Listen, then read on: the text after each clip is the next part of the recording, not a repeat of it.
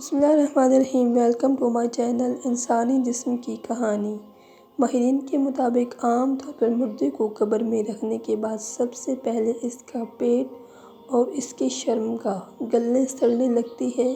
یہی وہ چیزیں ہیں جن کے لیے انسان دنیا میں فساد مچاتا ہے۔ پھر انسان کی پھیپھڑے سڑتے ہیں، جس کی وجہ سے منہ سے تعفن اور بدبو اٹھنے لگتی ہے۔